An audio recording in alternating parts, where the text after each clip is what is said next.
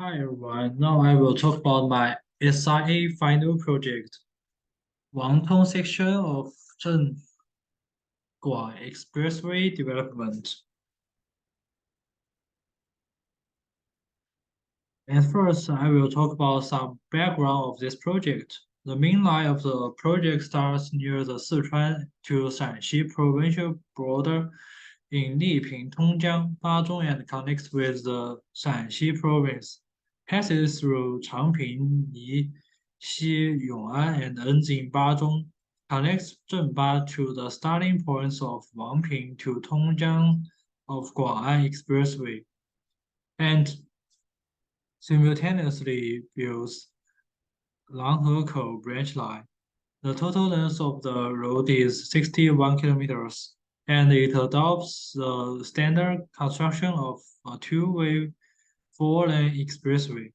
The design speed of the main line is 1,000 kilometers per hour, and the bridge-tunnel ratio is 87%, and the total investment is 14.63 billion yuan. The project is joint invested in and constructed by Shudao Investment Group for lead agency, Sichuan Highway and Bridge Construction Group, Chengdu Construction and Engineering Group, and Sichuan Highway Planning Service, and Design Research Institute for the cooperating agency. The construction period is 4 years and is planned to be completed and open to traffic in 2026. The project construction is of great significance for improving the capacity of the northbound passages out of Sichuan, improving the road network structure in northeast Sichuan, and serving the revitalization and development of the Sichuan to Shanxi revolutionary road area. Comparative communities. The comparative communities I'm looking for is the Chengdu to Chongqing Expressway, built in 2012. When it was built, the highway also had to pass through the houses of people who lived in the mountains. The development company will consult some mountain residents who cannot avoid the construction of the expressway before the development of and build new houses in places that will not be affected by the construction of the expressway. The expressway company will also pay corresponding compensations to those who want to move to the city. They can buy corresponding houses in the city. The discuss Then discuss the compensation required for the construction of the highway and the occupation for farmlands to reach a satisfactory result for both parties. In the end, the Chengdu to Chongqing expressway will deliberately avoid occupying too much farmland during the construction, and all affected residents have received reasonable compensation. Many people have moved to the city. This community is chosen as a comparative community because the project will also involve occupation problems and disturbing mountain residents. Moreover, if reasonable decision had been made in 2012, it would not be much of an issue today. Then the suspective environmental impacts I found are the problem of the terrestrial plants, the problem of the terrestrial animals, the problem of aquatic organisms, the problem of agricultural resources, and the basic farmland environment. At first, we talk about the solution of the terrestrial plants. First, the avoidance measures is that some living facilities, construction and production, and various processing plants should be selected during the construction layout to avoid forest land and primary farmland area with relatively high productivity and hang warning protection sign to old trees and set up fence or protective belt to avoid damage and interference by construction worker and activities. Second, reduction measures when constructing road sections in woodland and cultivated land. Construction activities must be carried out within the scope of land acquisition and the scope of construction as access road and temporary land occupation should be minimized. Reduce the occupation of forest and cultivated land, and give priorities to grassland for temporary land occupation. The protection measures of terrestrial animals. First, avoidance measures is that to improve the protection awareness of construction workers, and hunting wild animals is strictly prohibited. Plan the construction method and time well, and try to avoid blasting construction in the morning, dusk, and noon. Second, reduction measure. During the construction period, strengthen the protection of the waste stage field, strengthen the various hygiene management of the construction personnel, avoid the directed discharge of domestic sewage, reduce water pollution, and protect the animal habitats to the greatest extent. Third, management measure. Before the development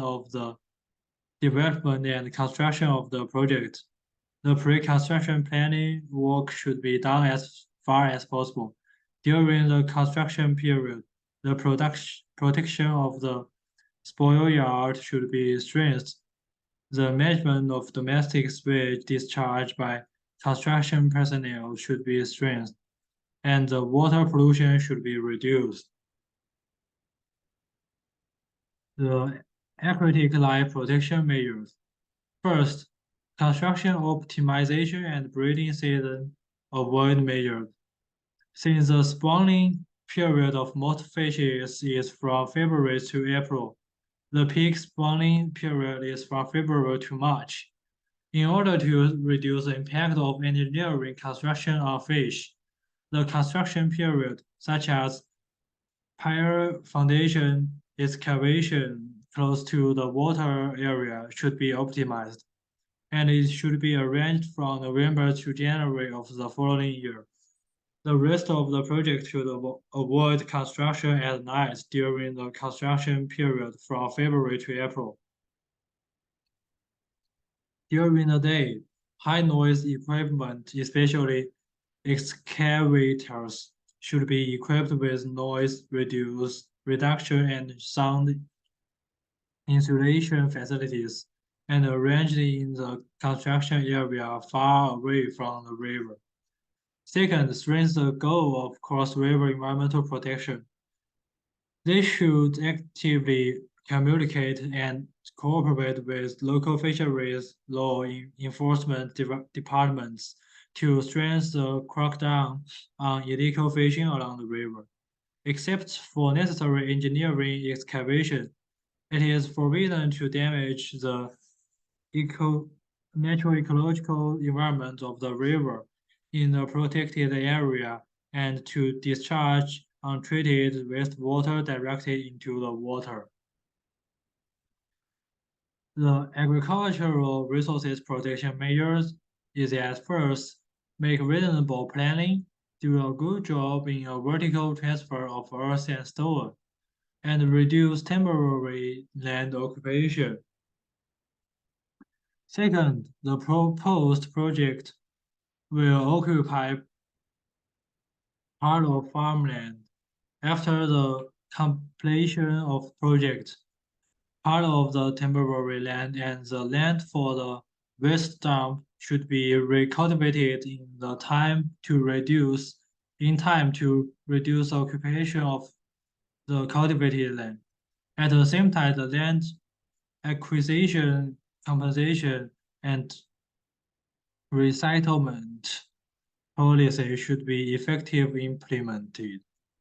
Third, the legal person of the project should enhance awareness of cultivated land protection make overall plans for the temporary land use of the project, and stress scientific